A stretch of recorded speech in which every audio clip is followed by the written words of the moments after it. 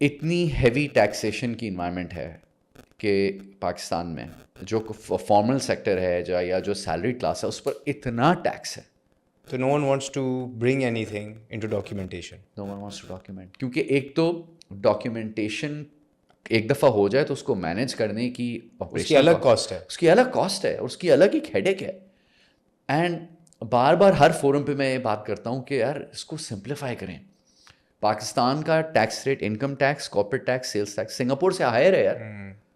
پاکستان میں جو ہائر جو پروفیشنل، ہمارا بھی شہر آپ کو نہیں لگتا ہے سنگاپور جیسا ہی ہے؟ کراچی کراچی ہمارے دل میں سنگاپور سے اچھا ہے. مجھے تو سنگاپور جیسا لگتا ہے but until I open my eyes. ہمارے دلوں میں تو کراچی، سنگاپور کیا، نیو یارک کیا، سب بالکل سمندر کے برابر ہے، سب کچھ ہے. وہی شپس نظر آتی ہیں، بالکل بیچ میں نہریں بھی کئی بہتی ہیں، اس میں نہر میں جا کے آ رہا ہے. But that's the reality. تو the hard part of doing Shark Tank is کے پاکستان میں فارملائزیشن نہیں ہے اکانومی کی. اچھا میں اس میں یہی پوچھنے والا تھا کہ یہ کیا اسکریننگ میں کیپچر نہیں ہو سکتا ہے؟ بٹ دین اگر اسکریننگ میں یہ ساری چیزیں کیپچر کریں گے you are left with no one. Exactly. And globally Shark Tank کا جو پروسیس ہوتا ہے، سونی گلوبل کا یہ اونڈ ہے، آئی پی ہے، آئی تھنک پیچھے ریکوٹن کی ہے. اینڈ دین جو بھی پروڈیوسرز ہوتے ہیں وہ اس کے پاکستان میں رائٹ خریدتے ہیں. اس طرح گرینڈلٹ اسٹوڈیو نے خریدے تھے. وہ ایک اپنی سلیکشن کرتے ہیں. This is not their job. Their job is کہ وہ کمپنیز کو ایک I think they did a call may be 2000 اور فیو ہنڈریڈ 1500 کے قریب اپلیکینٹس آئے تھے. اس میں سے انہوں نے اس کو 100 میں لے آیا تھا. They created a separate pool of mentors.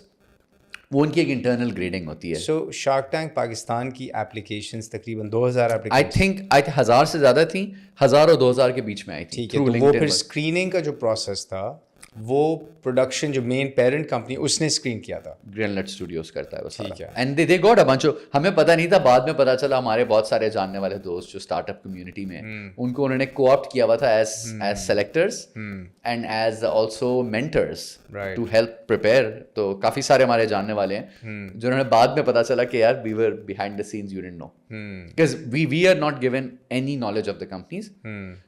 As a viewer and as a shark we meet the company at the same time. وہی دروازہ کھلتا ہے، اسی طرح وہ میوزک چلتی ہے and people walk in. So جو آئرنی ہے وہ سامنے نظر آ رہی ہے. پاکستان کی آئرنی شارک ٹینک میں بھی نظر آ رہی ہے کہ ایک طرف آپ کے پاس ٹیلنٹ بھی ہے، انٹینٹ بھی ہے، ایکسائٹمنٹ بھی ہے. On the other end operating environment بہت مشکل ہے. کہ اگر میں اور آپ آج کہتے ہیں چلو ایک پرائیویٹ ایکویٹی فنڈ بناتے ہیں، بہت لوگوں نے مجھے اپروچ کیا شارک ٹینک کے ٹائم پہ کہ ایک فنڈ بنا لیتے ہیں. مطلب بیونڈ شارک ٹینک، یار ایک فنڈ بناؤ، private equity micro P fund بناؤ. Let's invest in companies like this all across Pakistan. What's stopping you? ایک تو جو پرائیویٹ ایکویٹی فنڈ کا جو اسٹرکچر ہے اس کو انہوں نے کل کر دیا ہے ایٹ برتھ. تو ہوتا یہ ہے کہ میوچل فنڈ ہو گیا یا ریئل اسٹیٹ انویسٹمنٹ ٹرسٹ ہو گیا یا پرائیویٹ ایکویٹی فنڈ ہو گیا، انویسٹرز اس فنڈ کو پیسے دیتے ہیں. اس فنڈ کی ایک اپنی ایڈمنسٹریٹو کاسٹ ہوتی ہے اور پھر وہ فنڈ پیسے انویسٹ کر دیتا ہے. پھر جب وہ پیسے واپس آتے ہیں، صرف فنڈ کی جو فیس وغیرہ ہوتی ہیں اس پر ٹیکس، فنڈ وغیرہ کا ٹیکس ہوتا ہے، اور جو انویسٹر کے پیسے ہوتے ہیں وہ فنڈ انویسٹر کو پاس تھرو کرتا ہے. پھر انویسٹر لیول پر اس پر ٹیکسیشن ہوتی ہے. تو یعنی کہ اگر انویسٹر نے 100 روپے فنڈ کو دیے اور فنڈ نے 100 روپے آگے لیٹس سے دو فنڈ، اس میں فنڈ نے آپ سے 2% فیس لی تو اس فیس کا ایک ٹیکس ہوگا. اچھا پھر جب ریٹرن آیا تو 100 روپے پہ لیٹس سے آگے والی کمپنی نے 20 روپے کما لیا، جیسے 98 روپیز رہ گئے نا، تو 98 روپیز 200 ہو گئے. تو 100 سے اوپر جو اگلا 100 تھا اس 100 پہ 20% فیس بنی فنڈ کی.